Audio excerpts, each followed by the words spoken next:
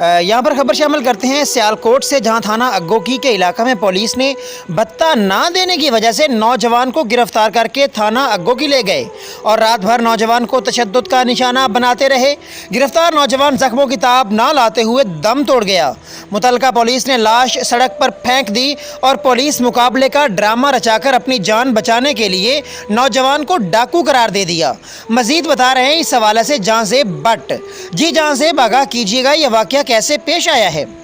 जी बिल्कुल, इस वक्त सियालकोट थाना अग्गोकी की हदूद में मौजूद हैं। सियालकोट पुलिस ने जुल्म की इंतहा कर दी। 3 लाख रुपया भत्ता ना देने की सज़ा। नौजवान को सियालकोट पुलिस ने तशद्दुद करके कत्ल कर दिया।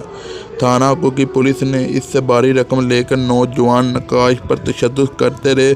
पुलिस का तशद्दुद, जुल्म और ज़्यादती को बर्दाश्त ना करते हुए नौजवान जान बाग हो गया। इस कत्ल और जुल्म और ज़्यादती को सियालकोट पुलिस ने अपने ही पेटी भाइयों को बचाने की गरज से जाली पुलिस मुकाबला ज़ाहिर कर दिया। लोहा कीन शाबा फाटक बंद करके मैयत सड़क पर रख के सियालकोट पुलिस मुर्दाबाद के नारे जारी। लोहा कीन का मुतालबा है थाना अग्गोकी के SHO मुदस्सर बरियाल और ASI मुर्तज़ा गुमर को जब तक गिरफ्तार करके मुकदमा ना दर्ज किया जाएगा, हम मैयत सड़क से नहीं उठाएंगे, जनाजा नहीं होगा।